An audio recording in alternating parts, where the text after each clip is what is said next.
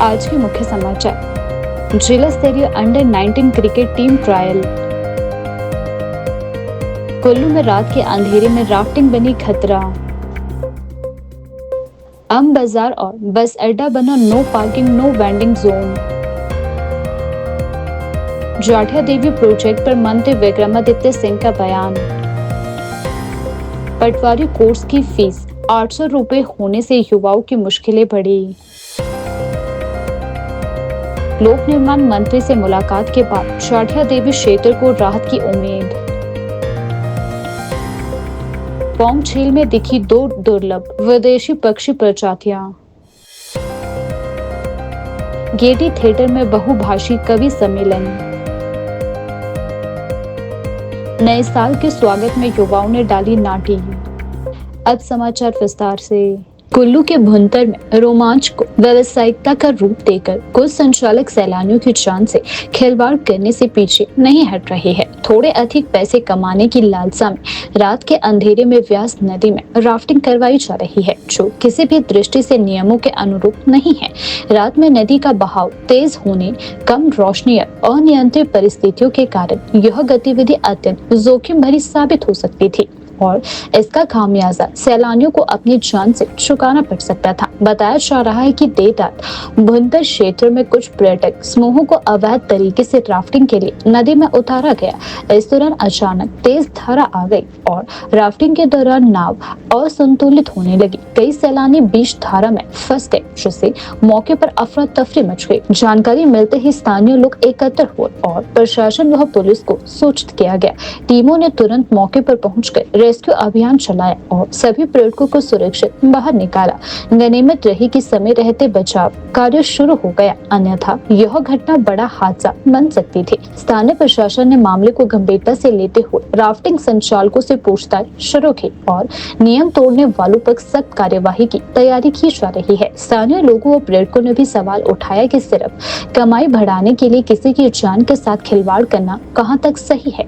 Rafting के तय नियमों में रात में किसी भी तरह की गतिविधि पर स्पष्ट रूप से रोक है। बावजूद इसके कुछ संचालक नियमों की धज्जियां उड़ाकर यात्रियों की सुरक्षा से खिलवाड़ कर रहे हैं। प्रशासन की ओर से चेतावनी दी गई है कि नियमों का उल्लंघन कर रात के समय राफ्टिंग कराने वाले संचालकों के लाइसेंस रद्द किए जा सकते हैं। साथ ही कानूनी कार्यवाही भी की जाएगी।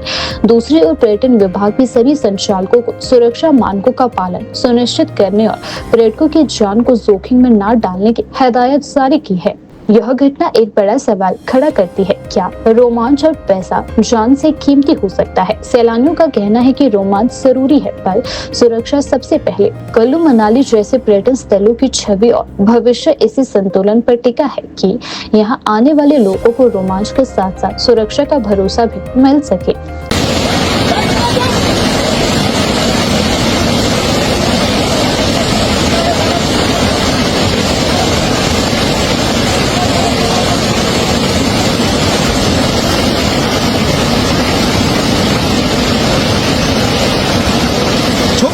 छोड़ दे छोड़ दे छोड़ दे छोड़ दे। नहीं नहीं नहीं रुको यार, अब नदी में ना उतरे भाई, बस उतर रह गए। Yes, good good good good good, very good.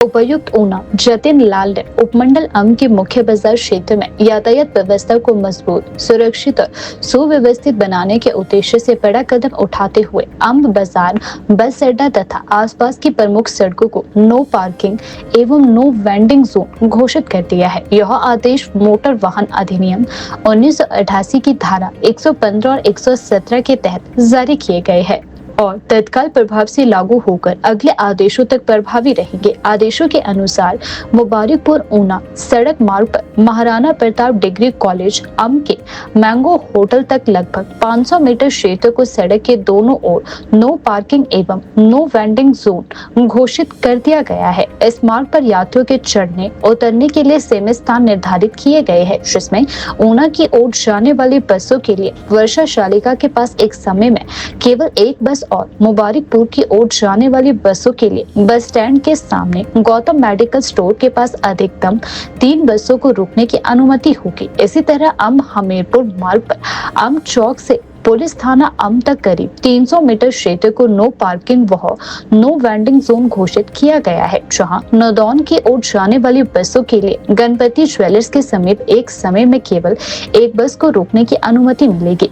इसके अतिरिक्त अम चौक से 8वां सड़क मार्ग तक अम चौक से श्री रविदास मंदिर के समीप तक लगभग 60 मीटर क्षेत्र में भी इन प्रतिबंधों को लागू किया गया है। उपायुक्त ने स्पष्ट किया कि इन क्षेत्रों में किसी भी प्रकार की वाहन पार्किंग, रेहड़ी फड़ी या अस्थायी वेंडिंग को अनुमति नहीं दी जाएगी और आदेशों की अवहेलना पर मोटर वाहन अधिनियम व अन्य प्रावधानों के अनुसार सख्त कार्यवाही की जाएगी। उन्होंने यह भी बताया कि स्थानीय पुलिस व परिवहन विभाग को आदेशों के कड़ाई से पालन और नियमित निगरानी सुनिश्चित करने के निर्देश दिए गए हैं। प्रशासन का कहना है कि इससे बाजारों में अव्यवस्था कम होगी, पैदल चलने वालों को सुरक्षित रास्ता मिलेगा और यातायात संचालन व्यवस्थित बनेगा। गौरतलब है कि जिला प्रशासन इससे पहले ऊना शहर सहित अन्य उपमंडलों में भी ऐसी व्यवस्था लागू कर चुका है ताकि आम जनता को बेहतर सुविधाएं मिले और बाजार क्षेत्र सुचारू ढंग से संचालित हो सके।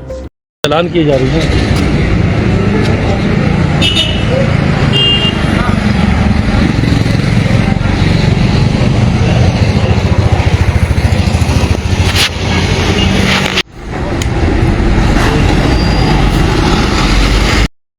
भाषा एवं संस्कृति विभाग जिला शिमला हिमाचल प्रदेश द्वारा राजधानी के ऐतिहासिक गेटी थिएटर में बहुभाषी कवि सम्मेलन आयोजित किया गया। सम्मेलन कक्ष में हुए इस साहित्यिक कार्यक्रम में प्रदेश के विभिन्न क्षेत्रों से आए कवियों ने अपनी कविताओं और रचनाओं के माध्यम से समाज, युवा पीढ़ी और बदलते दौर से जुड़े विषयों पर प्रभावशाली संदेश दिए। ननखड़ी से पहुंचे कवि हरदेव सिंह धीमान ने हड़ताल विषय पर आधारित अपनी कविता प्रस्तुत की, जिसने दर्शकों का ध्यान अपनी ओर खींचा। उनकी रचना में सामाजिक परिवेश, संघर्ष, व्यवस्था से जुड़े सवालों की झलक भी देखने को मिली। कविता पाठ के दौरान सभागार में मौजूद श्रोता मुग्ध हो उठे और तालियों से कवि का उत्साहवर्धन किया गया। कार्यक्रम में शामिल अन्य कवियों ने भी अपनी रचनाओं के माध्यम से युवाओं से नशे से दूर रहने, शिक्षा और जागरूकता को बढ़ावा देने, सामाजिक समरसता और सकारात्मक सोच जैसे मुद्दों पर प्रेरक संदेश दिए। इस अवसर पर भाषा एवं संस्कृति विभाग के उप निदेशक कुसुम, जिला भाषा अधिकारी सरोज नरवाल सहित करीब 30 साहित्यकार और रचनाकार उपस्थित रहे। सभी ने साहित्यिक संवाद और रचनात्मक अभिव्यक्ति के इस अवसर को सराहनीय पहल बताया। उनके नेताओं और मालिकों में हो गया हो कोई समझौता, परंतु नहीं हो पाया कोई समझौता। मालिक अड़ गए हैं पिछली हड़ताल के वेतन देने पर, इसलिए हड़ताल ना हो सकी समाप्त, चिंतित हो गए हैं मजदूर। पुनः प्रयास किए गए समझौते के, इस बार मान गए कुछ शर्तों पर नेता, खत्म हो गई हड़ताल, लौट आए पुनः काम पर मजदूर की शायद मिल जाए कुछ पिछला हिसाब, लेकिन नेता आज लेट है, शायद मालिकों के फेंके टुकड़ों पर कर रहे हो बंदरबांट। खिले हैं चेहरे दोनों के, सक पका रहे हैं मजदूर, क्योंकि आज उधार नहीं मिला। भूखे पेट काम में नहीं लग रहा है मन, भूखे पेट काम में नहीं लग रहा है मन। धन्यवाद।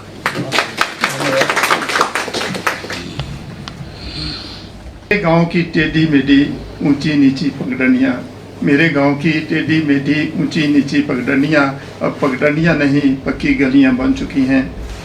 सदा खुले रहने वाले स्लेट पोश मकान, सदा खुले रहने वाले स्लेट पोश मकान अब कंक्रीट के बंद महल बन चुके हैं। मेरे गांव के हाट अब बन चुके हैं जनरल स्टोर, मेरे गांव के हाट अब बन चुके हैं जनरल स्टोर, मेरे गांव के घराट अब बन चुके हैं मिल फ्लोर। लहलहाते सरसों के खेत, लहलहाते सरसों के खेत, हरी सब्जियों के भरे सुआड़ू। अपने शब्दों का भी इस्तेमाल और करना चाहिए, जैसे कि यूपी बिहार के अपने शब्दों को एक महत्ता देते हैं। लहलहाते सरसों के खेत, हरी सब्जियों से भरे सुआड़ू अब बन चुके हैं खलिहान, अन्न से भरे पेड़ू। अन्न से भरे पेड़ू अब नहीं मिलते हैं 5 किलो के कंटेनर। पहले अनाज से हमारे बड़े बड़े पेड़ू कहते थे हमारे, जिसमें 1-1 क्विंटल आता था। तो वहाँ पर 5 किलो में गुजारा हो रहा है, लाते हैं 5 किलो फिर खाएंगे फिर करेंगे। अन्न से भरे पेड़ू अब नहीं मिलते, मिलते हैं 5 किलो के कंटेनर। अब अटखेलियाँ खाते शोर मचाते, अब अटखेलियाँ खाते शोर मचाते, झुंडों में स्कूल जाते बच्चे नहीं मिलते। मिलते हैं दादा दादी की उंगली पकड़े, टाई कोट पहने, बुआ चाचा चाची ताया ताई को अंकल आंटी कहते। अब वो नहीं रहा कि अब सारे आंटी और अंकल बन गए। टाई कोट पहने, बुआ चाचा चाची ताया ताई को अंकल आंटी कहते, गाड़ियों में चढ़ते बाय बाय करते। मेरा गांव का हर वासी, मेरा गांव का हर वासी अब पूरे विश्व की खबर रखता है। हमें शिमला में पता नहीं होता, गांव में पहले पता चल जाता है कि अब ये हो रहा है। मेरे गांव का हर वासी अब पूरे विश्व की खबर रखता है, लेकिन अपने गांव की विलुप्त होती संस्कृति से, अपने गांव की विलुप्त हो रही संस्कृति से और विलुप्त होती प्रकृति से बेखबर बेखबर बेखबर। ये छोटी सी पहाड़ी में भी है, गांव की है कि घने बांते चिल्ला दे डालू, जग जग पौंदे खड्ड नालू, डंगरे चार दे इथु गुआलू, डंगरे कर दे बां बां, ये मेरा कंडी ग्रां, ये मेरा कंडी ग्रां। बड़े पहले लिखी कंडी गांव मेरे नाम है कि घने बांते चिल्ला दे डालू, जग जग पौंदे खड्ड नालू, डंगरे चार दे इथु गुआलू, डंगरे कर दे बां बां, ये है मेरा कंडी ग्रां, ये है मेरा कंडी ग्रां। ऊंचियां रड़ियां सैलियां धारा, ऊंचियां रड़ियां सालियां धारा, छल छल गौरू बाकियां नारा। उची रेडिया बसिया टिक्कर इथू रहंदे भोले मित्र, टिक्कर भी गाँव है कि उची रेडिया बसिया टिक्कर इथू रहंदे भोले मित्र, डैबू बोर नरमोई तितर, ये चारों नाम है। उचिया रेडिया बसिया टिक्कर इथू रहंदे भोले मित्र, डैबू मोर नरमोई तितर, तुसा देखा प्राण प्राण, ये है मेरा कंडी ग्रां, ये है मेरा कंडी ग्रां। बड़ा ही छोटा खेलने दा पाट है, हमारा ग्राउंड बड़ा छोटा था, बड़ा ही छोटा खेलने पट, जालू लगदा बैठे रे कट, ताल चिदाई रंग बॉल झट, फील्डर बॉल दा बॉल गई कटा, ये है मेरा कंडी ग्रां, ये है मेरा कंडी ग्रां। हिमाचल प्रदेश की राजधानी शिमला के हॉली लॉज में मीडिया से बातचीत करते हुए लोक निर्माण विभाग पीडब्ल्यूडी मंत्री विक्रमादित्य सिंह ने जाठिया देवी क्षेत्र में हेमोडा की कंपनी द्वारा शुरू किए गए प्रोजेक्ट को लेकर महत्वपूर्ण बयान दिया। उन्होंने स्पष्ट कहा कि इस प्रोजेक्ट के लिए किसी भी व्यक्ति पर जमीन देने का दबाव नहीं बनाया जाएगा और पूरी प्रक्रिया स्वैच्छिक आधार पर ही आगे बढ़ेगी। मंत्री ने कहा कि काउंसिलिंग में शामिल किसी भी व्यक्ति को मजबूरी में अपनी निजी भूमि देने के लिए बाध्य नहीं किया जाएगा। जो अपनी इच्छा से जमीन देना चाहे वही दे सकता है। मंत्री ने कहा कि जाठिया देवी इलाका उपजाऊ भूमि वाला है, जहां खेती बाड़ी और बागवानी लंबे समय से सफलतापूर्वक की जा रही है। उन्होंने भरोसा दिलाया कि सरकार विकास योजनाओं के साथ स्थानीय हितों की सुरक्षा को प्राथमिकता देगी। उन्होंने कहा कि किसी भी प्रोजेक्ट को आगे बढ़ाते समय यह सुनिश्चित किया जाएगा कि स्थानीय लोगों की आजीविका और हितों को नुकसान न पहुंचे। विकास कार्यों के साथ जनता का हित और उनके अधिकारों की रक्षा हमारी प्राथमिकता रहती है। मंत्री ने दोहराया कि सरकार किसी भी योजना पर काम तभी आगे बढ़ाएगी जब स्थानीय लोग सहमत हो। सरकार का ये मत है कि शिमला के बाहर एक नई सैटेलाइट टाउनशिप बनाने का सरकार जो है वो प्रस्ताव रख रही है। और ये अभी से नहीं, वैसे काफ़ी समय से ये मुद्दा चला हुआ है। पिछली सरकार में भी ये चला हुआ था, उसके पहले भी जब कांग्रेस पार्टी की सरकार थी उस समय भी चला हुआ था। और ये इस सोच से रखा गया है कि हमारा शिमला शहर, क्योंकि आप जानते हैं कि यहाँ पे बहुत जो है कंजेशन हो रहा है, सारे सरकारी दफ्तर यहाँ पर है, रेजिडेंशियल एरियाज यहाँ पर है, कमर्शियल एरियाज यहाँ पर है। उसकी वजह से जो कंजेशन शहर के अंदर हो रहा है उसको डीकंजेस्ट करने के लिए एक नई शहर बनाने का प्रस्ताव रखा गया है और उसके लिए जाठिया देवी को जो है वो चयनित किया गया है। पर उसके तहत हमने वैसे तो केंद्र सरकार को भी एक प्रपोजल यहाँ से भेजा है हिल टाउनशिप का। अभी तक उसकी हमें स्वीकृति प्राप्त नहीं हो पाई है, मगर हम तब भी ये प्रयास कर रहे हैं कि लैंड पूलिंग के माध्यम से हिमूडा जो इसका डेवलपमेंट एजेंसी है उसके माध्यम से यहाँ पे जो है ये डेवलपमेंट हो। इसमें कुछ एरिया इतना है जो हिमूडा के पास ऑलरेडी कितना है 282 बीघा जो है वो ऑलरेडी हिमूडा अक्वायर कर चुकी है। इसके अतिरिक्त और ज़मीन को अक्वायर करने का प्रस्ताव है। अब क्योंकि मैं वहाँ से मंत्री होने के साथ साथ वहाँ का स्थानीय प्रतिनिधि हूँ, विधायक हूँ उस क्षेत्र का, तो वहाँ के जो हमारे क्षेत्र के लोग हैं उनकी भावना को सुनना, उसे समझना और उस पर कार्रवाई करना, ये हमारा प्रथम दायित्व बनता है। आज वहाँ के सभी साथी हमसे मिले हैं और उन सब का ये उसमें जो है उन्होंने अपनी बात रखी है। हालांकि अभी एक जनरल हाउस वहाँ पे किया जाएगा और मैं भी उसमें शामिल हूँगा। और उन्होंने ये बात रखी है कि जो ऑलरेडी एक्वायर्ड ज़मीन है पहले उसी पे ही ये जो है सारी कार्रवाई होनी चाहिए। जो इनका एग्रीकल्चरल लैंड है या इनका रेजिडेंशियल एरियाज है या इनके मकान है या उसमें जो शामलात ज़मीन है उसमें कोई भी इस तरीके की कार्रवाई नहीं होनी चाहिए। तो मैं इनको ये पूरा विश्वास दिलाना चाहता हूँ कि इस विषय को मैं पूरी गहराई से उठाऊंगा, पूरी मजबूती से उठाऊंगा और जितना इसका अधिकारित क्षेत्र हिमुडा के पास ऑलरेडी है उससे बाहर क्षेत्र के लोगों की रजामंदी के बगैर इस पे 1 इंच की कार्रवाई नहीं होगी, ये मैं इनको पूरा विश्वास दिलाना चाहता हूँ। क्योंकि हम चाहते हैं कि डेवलपमेंट हो, मगर हमारा ये भी मत है, बिल्कुल साफ मत है कि क्षेत्र के लोगों की आवाज़ को मद्देनजर रखते हुए ही सारे कार्रवाई, अगर वो नहीं चाहते तो उसके ऊपर हम कोई भी कार्रवाई सरकार की ओर से नहीं होगी। ये पूरा विश्वास मैं क्षेत्र के लोगों को हम दिलाना चाहते हैं। हम चाहते हैं डेवलपमेंट हो, क्षेत्र आगे बढ़े, वहाँ पे जो नया मॉडल टाउनशिप का आ रहा है वो भी बने, मगर not at the cost of the interest of the local people. जो उसमें एग्रीकल्चरलिस्ट है, बागवान है, किसान है, वैसे भी जो हमारा जाठिया देवी का इलाका है बहुत वहाँ पे प्रोग्रेसिव जो है ग्रोअर्स हैं, वहाँ पे फ्लोरिकल्चर का बहुत अच्छा बिजनेस है, वहाँ पे बागवान किसानों का गोभी का, टमाटर का, खीरे का बहुत अच्छा जो है उपजाऊ ज़मीन है। तो हम ऐसा नहीं चाहते कि वो उसके कॉस्ट पे वहाँ पे डेवलपमेंट हो। तो जो जैसा वहाँ पे प्रस्ताव पारित किया जाएगा, मैं खुद इनके मीटिंग में जाऊँगा जब इनकी जनरल हाउस वहाँ पे रखा जाएगा, और वहाँ पे जो भी जनमत के साथ जो आवाज़ रखी जाएगी वही आवाज़ सरकार अपनाएगी। ये बिल्कुल स्पष्ट है और इसी मत से हम जो है वो आगे बढ़ेंगे। हिमाचल प्रदेश में पटवारी प्रशिक्षण कोर्स की फीस बढ़ाकर 800 रुपए किए जाने के बाद बेरोजगार युवाओं में नाराजगी देखी जा रही है। सुखो सरकार के इस फैसले को युवाओं ने आर्थिक बोझ बताते हुए कहा कि पहले से ही बेरोजगारी और महंगाई के बीच यह बढ़ी हुई फीस उनके लिए परेशानी का कारण बन रही है। युवाओं का कहना है कि सीमित आय और संसाधनों के चलते अब इन कोर्स में दाखिला लेना कठिन हो गया है। ग्रामीण व मध्यम वर्ग के छात्रों के लिए पटवारी का कोर्स रोजगार का एक अहम साधन रहा है, लेकिन फीस बढ़ने से कई योग्य युवा इससे वंचित हो सकते हैं। युवाओं ने सरकार से अपील की है कि जल्द निर्णय लेकर राहत प्रदान की जाए ताकि पटवारी कोर्स फिर से सभी के लिए सुलभ बन सके। हाल ही में जो भर्ती निकाली गई पटवारी भर्ती राजस्व विभाग में, उसमें जब 30 सितंबर 2019 को भर्ती निकली थी, आज से 6-7 साल पहले, तो उस वक्त 2019 में सिर्फ SC, ST, OBC के लिए 150 रुपये था और जो हमारे जर्नल के स्टूडेंट हैं उनके लिए 300 था। परंतु ये जो उछाल सीधा 800 रुपये कर दिया गया, ये बड़ा अन्यायपूर्ण रवैया है और ये एक हिसाब से बेरोजगार युवाओं के ऊपर अत्याचार है।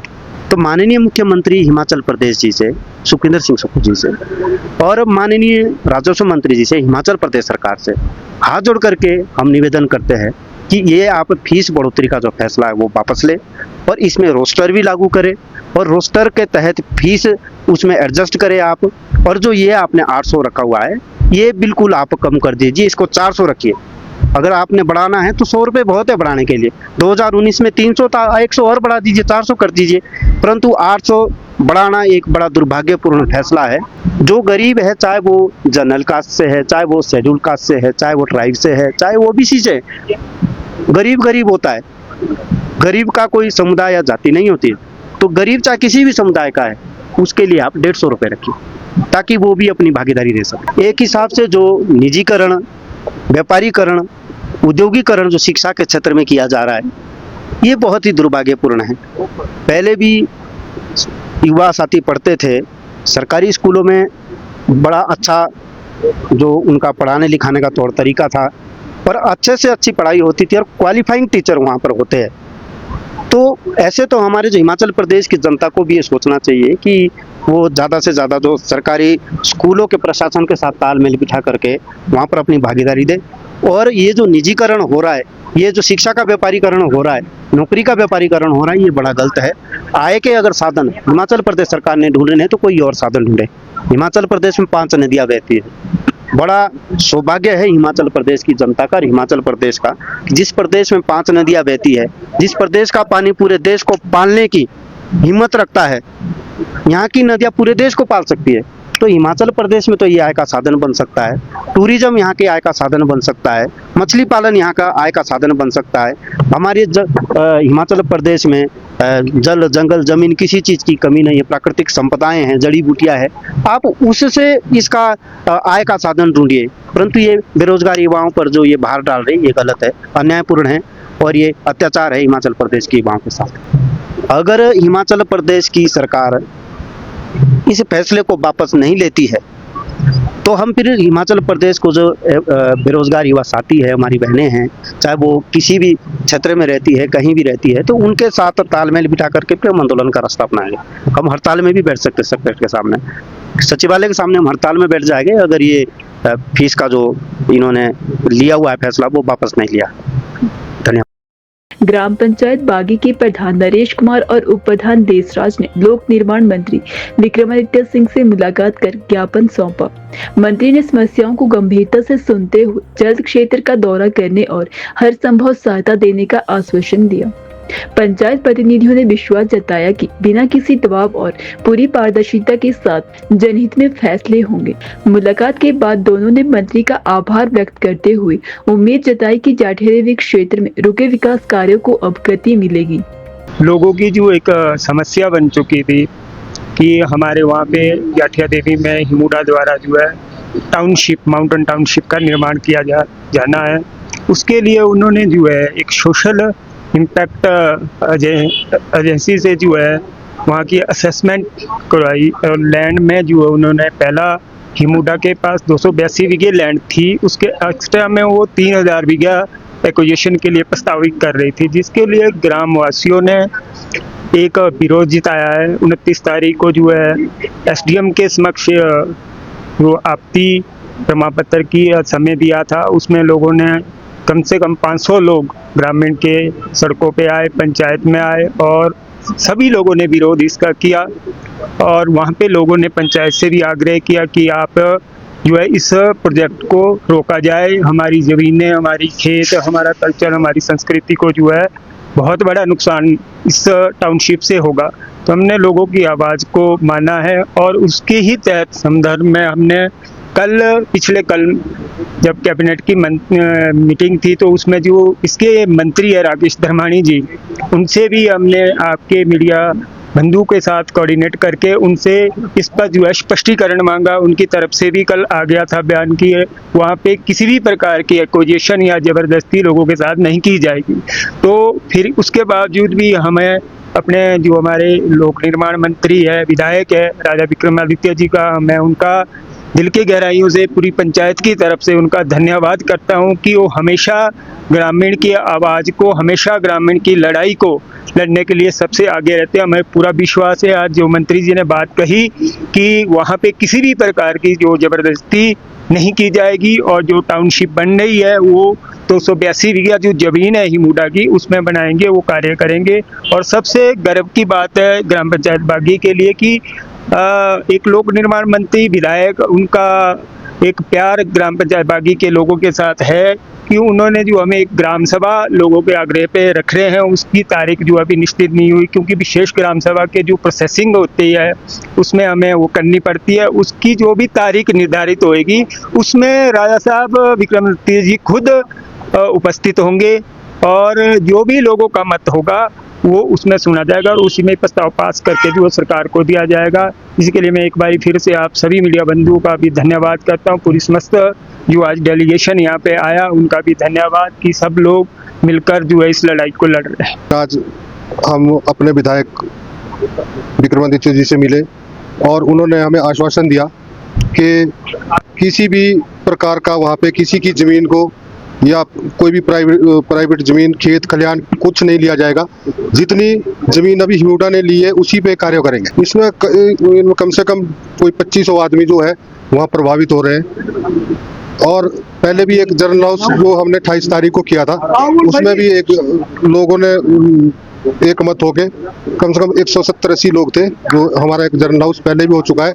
लेकिन आज माननीय मंत्री जी ने हमें आश्वासन दिया कि 2 दिन के अंदर, अभी डेट नहीं दी है, कि 2 दिन के अंदर जो है मैं आपको डेट देके वहाँ पे आऊँगा, लोगों की समस्या को सुनेंगे। और आश्वासन दिया कि किसी भी प्रकार का कोई भी लोगों की निजी भूमि, खेत खलिहान कुछ भी नहीं लिया जाएगा। अब जो है हम इनका बहुत बहुत दिल की गहराइयों से धन्यवाद करते हैं। और बाकी जो है वही मौके पे आने का आश्वासन दिया, क्योंकि लोग इनसे मिलना चाहते हैं और अपनी बात रखना चाहते हैं। धन्यवाद। हिमाचल प्रदेश की प्रसिद्ध पौंग झील एक बार फिर अंतर्राष्ट्रीय पक्षी मानचित्र पर चर्चा में है। झील में यूरोप और उत्तरी एशिया में पाए जाने वाली 2 बेहद दुर्लभ प्रजाति की चिड़ियों येलो ब्रेस्टेड बंटिंग और स्टेपी ग्रे श्राइक के दिखने की पुष्टि हुई है। यह खोज वन्य जीव और पक्षी संरक्षण के लिए बेहद महत्वपूर्ण मानी जा रही है, क्योंकि दोनों प्रजातियां अब विश्व स्तर पर तेजी से कम होती जा रही है। लेफ्टिनेंट जनरल भूपेश गोयल, कांगड़ा की प्रसिद्ध बर्डर डॉक्टर अभिनव चौधरी और स्थानीय विशेषज्ञ पीयूष डोगरा की टीम पौंग झील क्षेत्र में हजारों प्रवासी पक्षियों का सर्वे कर रही थी।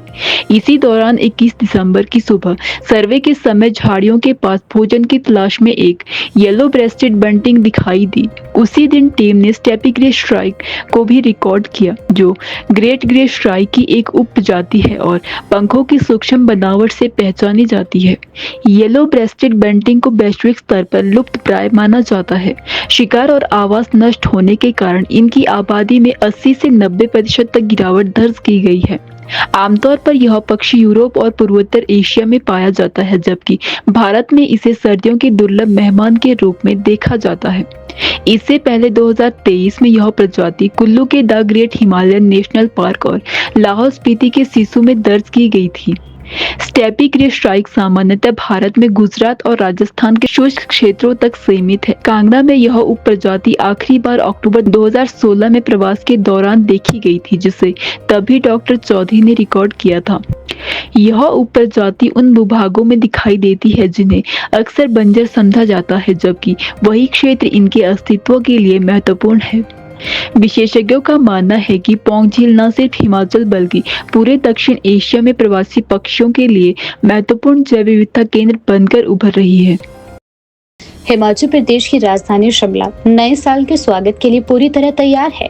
हिल्स क्वीन में जश्न का माहौल है और बुधवार को ऐतिहासिक रिज मैदान पर रात 12 बजे तक धूम धड़ाका चलेगा। डीजे के धुनों के बीच स्थानीय लोग और हजारों की संख्या में पहुंचे सैलानी नए साल का स्वागत करेंगे। नगर निगम और जिला प्रशासन ने तैयारियां पूरी कर ली है। वहीं हुड़दंग मचाने वालों पर पुलिस की कड़ी निगाह रहेगी। शहर के ज्यादातर होटल मंगलवार शाम तक ही 80 से 90% ऑक्यूपेंसी के साथ पैक रहे। वहीं शहर की पार्किंग भी फुल चल रही है। मंगलवार देर शाम से सैलानियों का शिमला पहुंचना जारी है और बुधवार रात तक भारी भीड़ की उम्मीद भी जताई जा रही है। सैलानियों की सुविधा के लिए शहर में अधिकतर दुकानें आज रात 12 बजे तक खुली रहेगी। विंटर कार्निवल के बीच मॉल रोड पर पुलिस कंट्रोल रूम के बाहर युवाओं ने नाटी डालकर जश्न की शुरुआत की। नाटी देखने के लिए बड़ी संख्या में लोग जुटे। वहीं छोटे बच्चों ने भी डांस कर माहौल को खुशनुमा बना दिया। शिमला में नए साल की रौनक चरम पर है और हर तरफ जश्न, रोशनी और उमंग का माहौल देखने को मिल रहा है।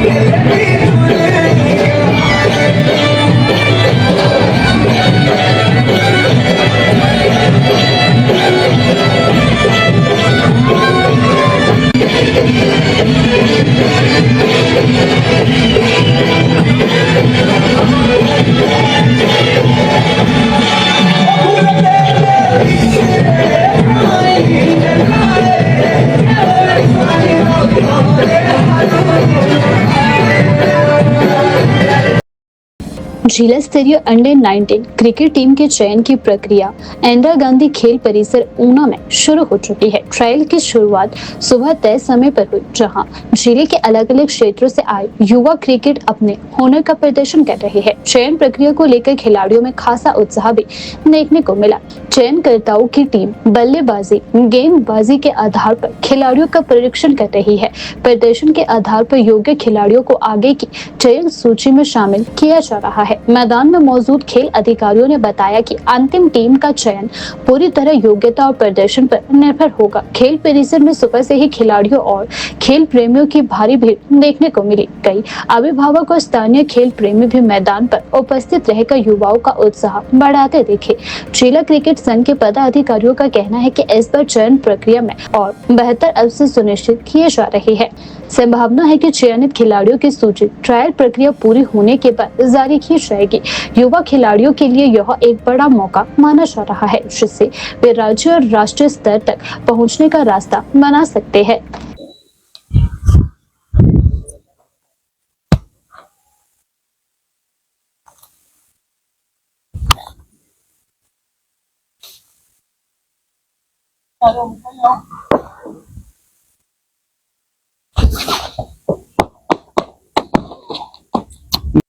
अंडर 19 2 दिवसीय टूर्नामेंट जो कि 12 जनवरी से शुरू हो रहा है। ये टूर्नामेंट ऊना के तीनों ग्राउंड में खेला जाएगा। एक पूल में 4 टीम होंगे, यानी 12 डिस्ट्रिक्ट 12 टीमें। ये टूर्नामेंट सत्र 2026-27 के लिए प्रदेश क्रिकेट संघ द्वारा आयोजित किया जाता है। जिला क्रिकेट संघ की टीम के लिए आज यहाँ बच्चे ट्रायल देने के लिए आए हुए हैं, जो लगभग 90 के करीब है। जो खिलाड़ी इनमें अच्छे पाए जाते हैं उनका कोचिंग कैंप 10 दिन का यही इंदिरा ग्राउंड में लगेगा। अच्छी परफॉर्मेंस के आधार पर ऊना की टीम का गठन किया जाएगा।